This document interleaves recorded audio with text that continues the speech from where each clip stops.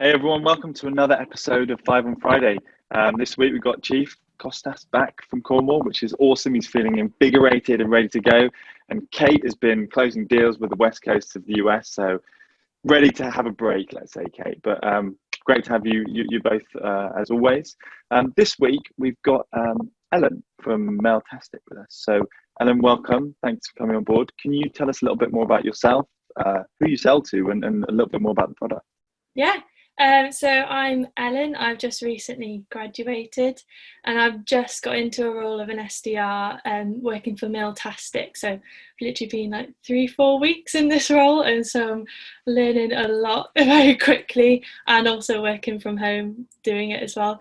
So Mailtastic is a marketing tool that creates campaign banners at the end of everyone's email signatures. And then it also provides like the rich insights and also creates targeted campaigns. So we're just reaching out to all marketing teams in any industry as a way of hoping them so they can like optimize their email signatures as a marketing channel.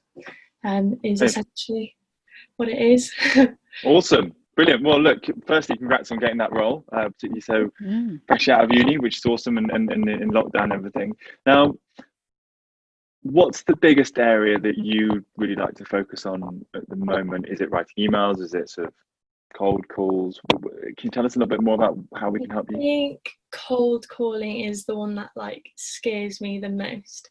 And also at the moment, I'm not getting the practice in because no one's in offices, so I can't I'm ringing the phone and no one's picking up, and so I'm not getting that practice. So then I just don't know if what I'm saying over the phone is right. And for that one person that I do get through to every so often, I want to get it like perfect, because it's not very often that I get the chance to speak to people. So I just want to kind of perfect it as much as possible. Brilliant. Okay, well let's zone in on the cold calling elements, helping you open, get that practice, maybe handle some objections, that kind of thing. How's that sound? Yeah, that sounds really great. Brilliant. Okay. Well, Costas and Kate, seeing as Ellen's selling to some marketers, you happy for me to play the prospect then? Go ahead, brilliant. Alrighty. These guys are going to take some notes, by the way, and we'll give you some feedback afterwards. But yeah, you happy to go straight into it, Ellen? Go for it. Brilliant. Okay, right. Let's pretend the phone rings. Hello, Alex Olley speaking. Hi, Alex. This is Ellen calling from Mailtastic. I know you're probably very busy at the moment, but I just wanted a quick moment just to explain why I've picked up the phone for you today. Sure. Yeah. Not a problem at all. So I just wanted to ask a few questions to make this call as relevant as possible and not waste your time. So the first question I want to ask is, what do your email signatures currently look like in the company? Oh, we actually had this conversation last week. I think we're all doing things quite differently. So mine, for example, has a couple of blog post links in it, whereas some people in like the customer success team just have like our logo. So our email signatures are all quite different. Okay, so you do use it yourself as a way of marketing your online content like blogs. I noticed did you have any webinars or events coming up or in the future? Yeah, a couple of webinars, but no physical events, obviously, because they've been cancelled at the moment. I'm kind of I don't really know how well my email signature performs, or whether it's, I just kind of just have it there for the sake of having it there, to be honest with you. Okay. Yeah. So, well, the reason I'm calling is because we want people to optimize the way that they use email signatures, and we want people to increase the engagement of their content, increase the signups to their webinars. Now, you said that you use it to promote your blog, and if you do it manually, are you trying to get everyone else in the team to do the same? Are you finding that quite frustrating at the moment, just having the consistency through the team? 100%. Consistency is my biggest bugbear. We've also got a team in New York. I'm not even sure what's on their signatures. Perhaps that's just a poor job for me as the marketing leader, not giving that consistency. I'd be curious though. I've always just assumed that email signatures, people don't really click on them, and often particularly if you put images in, they often end up in spam filters. How do you guys help with that side of things? Okay, so we realised that emails are actually are becoming increasingly more important at the moment, especially with the pandemic. Everyone's working from home, going into the new normal as well, like more people working from home. There's been a massive rise in the people opening emails.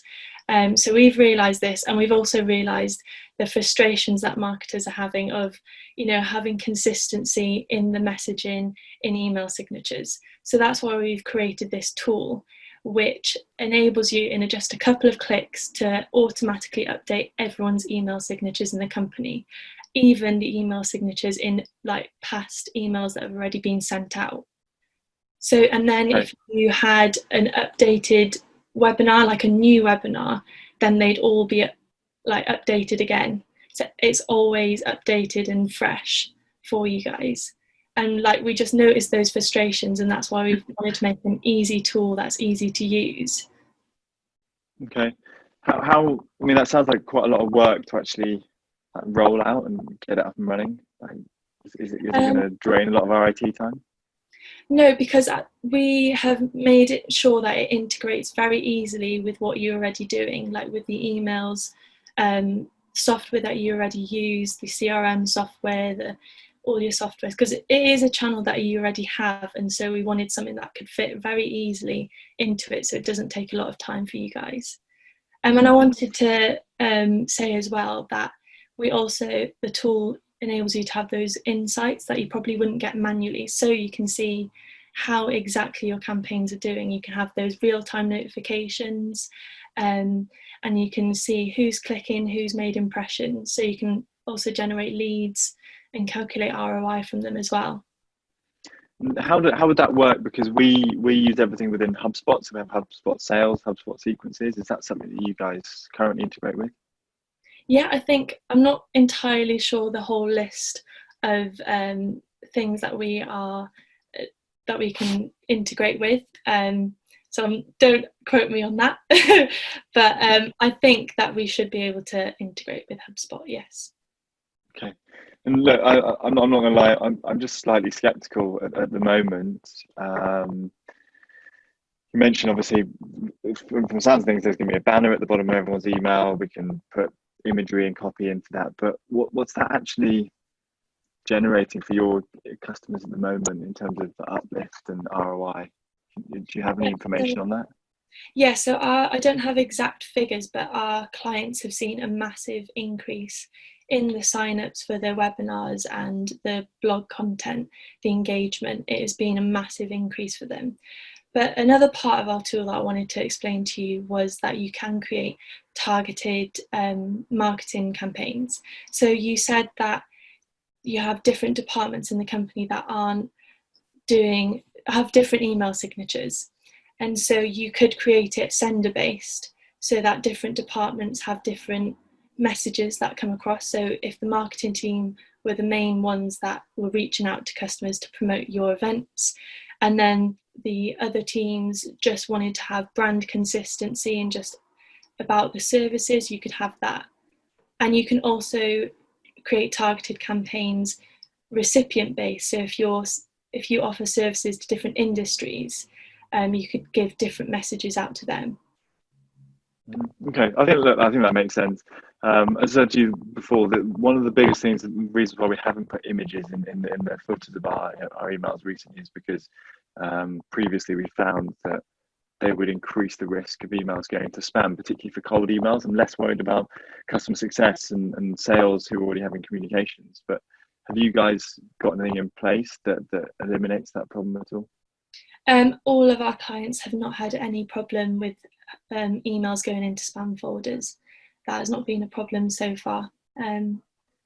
So I can look into that further for you if you want, but at the moment it hasn't been.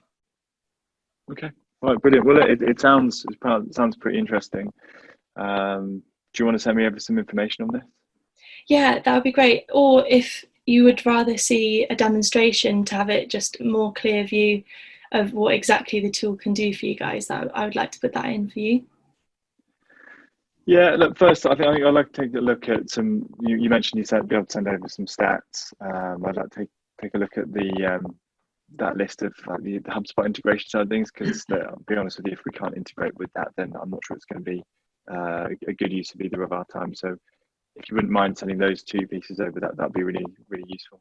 Yeah, I can do that for you. Is there anything else you want to ask me, or any more information you need? I don't know. I think that's all really. HubSpot integration, any uplift or case studies you can send over at the same time, and I'll circulate it around internally. If I think it's something that we might want to look into, then we can always get back to you and we can find the time to speak. Okay, that sounds great. I'll send them over to you today. Great. Thanks a lot, Ellen. Thanks. Bye. How's that? Well done, Ellen. Yeah. Well done, Ellen. Well done. You're brave. Nicely done. Very brave. How did you find that? That went okay. I kind of struggle. I think this is probably because of lack of practice of like articulating myself in like short sentences and like making it compact. Do you get what I mean? Like explaining it well, but in a short way. I think I struggle with that. Okay, interesting. Look, from my side of things, that wasn't sort of a particular thing I noticed from being your prospect. I'd really like to throw it over to Kate first, if that's all right, Kate. I'm sure you've got some notes that you might want to share, and then afterwards to Costas, and I'll give you my feedback after, if that's okay. Yeah, Ellen, kudos. First of all, absolute kudos. I could not have done what you've just done, having been an SDR for 3 or 4 weeks straight out of university. So genuinely, I think that you sound so open and so easy to talk to that it disarms people. So that's the first thing. Don't change that, because your ability to just be you is priceless. Yeah, so don't get too polished in a way. Keep that kind of vulnerability, I would say, in the way that you approach things. I like that you asked permission. I've put down, I like that you sounded so open. I like the fact that you confirmed his understanding and said, do you use them? You played it back really early on. You played back a little bit of what you asked. You asked him a question and you played back and say, just to confirm my understanding. I thought that was really great. And you used a really good example of empathy in there. You said, many of our clients find that consistency or lack of consistency is really frustrating. And that caused Alex to bite immediately, to say, yeah, that's my biggest problem, is consistency. So that's really, really good. Couple of areas that I just highlighted, that and again, it's just you beginning out on a journey. You use the we want people. We want people to do this. We want people to do that. We want people to sort of, it's almost like you're driving a revolution. I would turn your phrase to be more our customers have found that, or this is what, I suspect you're experiencing. Just turn the phrase, it's not about you, it's about them. That would just be that you just a few times you'd said the word we want people to. And then again, I wrote down, actually, where's the impact, and Alex then asked you the question later down the line is, a big views, what is it that your customers are experiencing? What are they seeing? Are they seeing an increase in leads? Are they seeing? So he gave you that open part. But this isn't just about consistency of messaging on your email banners. This isn't just about being able to promote webinars.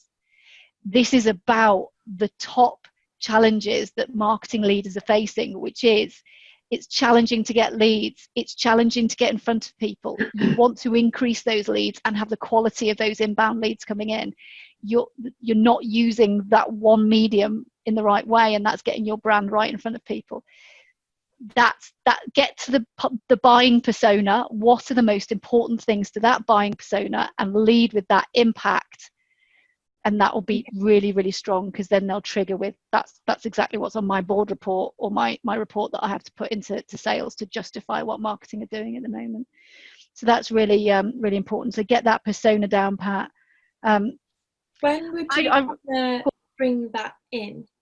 Would you kind of say it straight away, like as you're pitching about the product, or?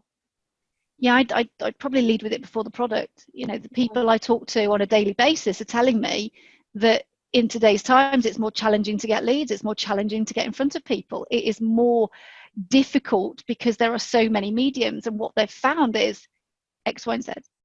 So that really, really early on is making a massive connection between my buying persona's biggest challenges and the way that we solve them.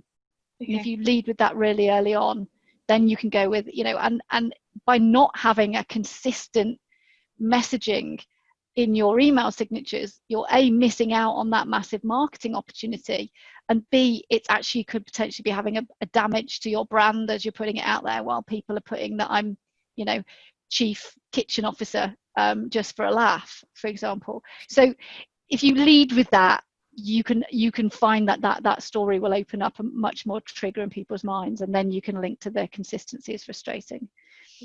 I've written a note down here just in between things. I just love how natural you sounded all the way through. I'd written that down, by the way.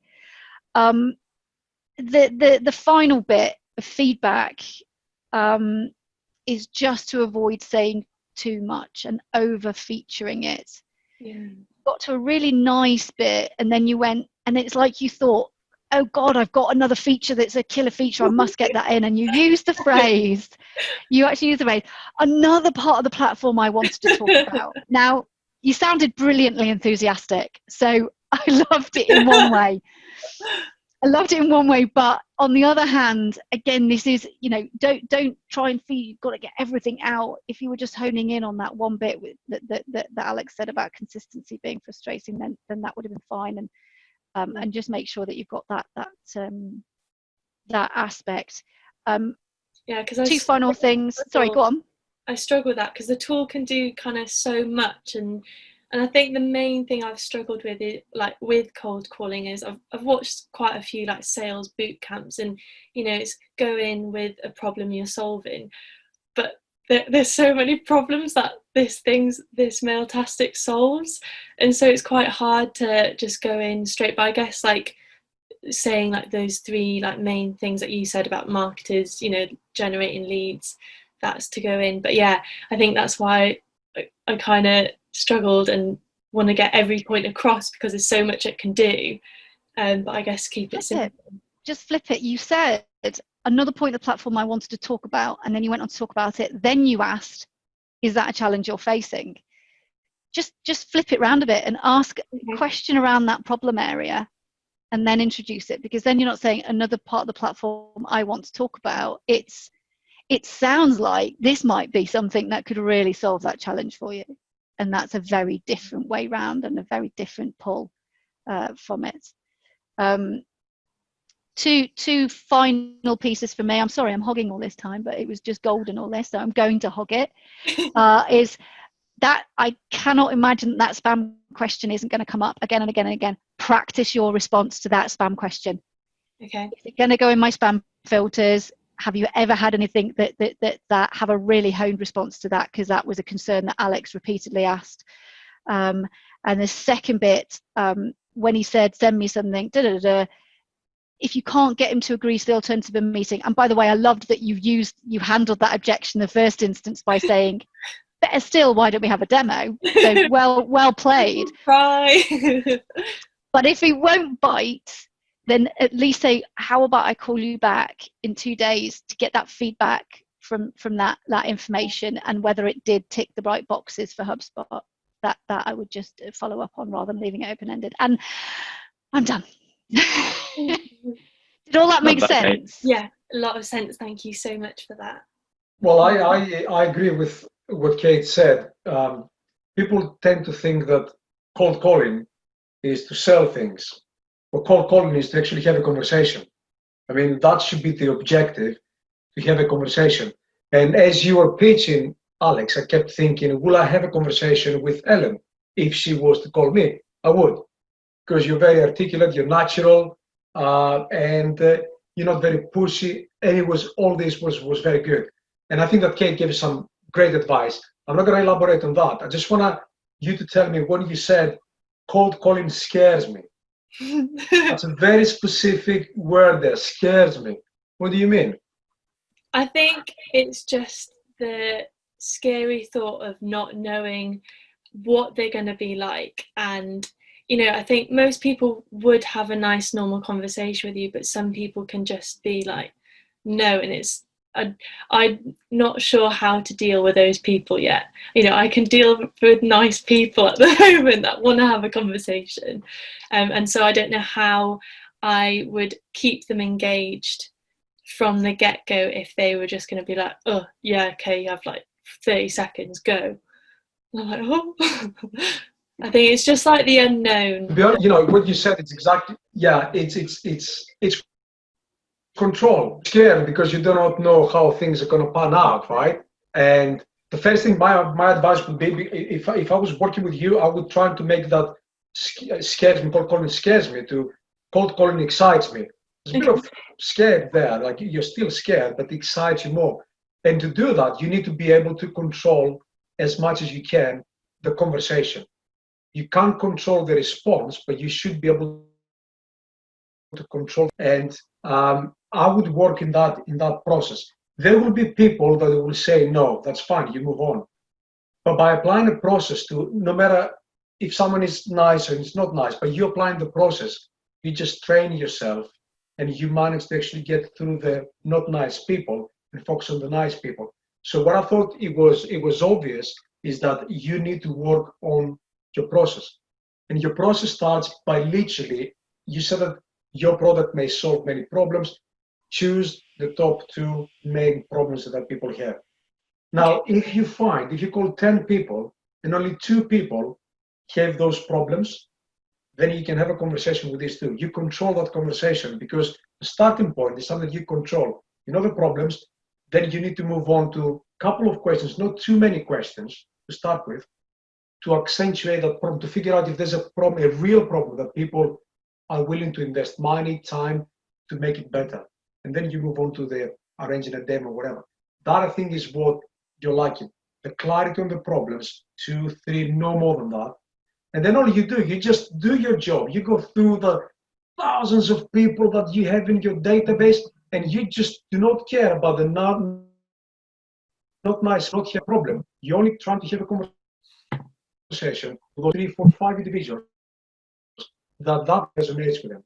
It's about control. It's about you controlling that conversation. So lead with a problem, 3 questions to see if it's something that are willing to invest time and money potentially.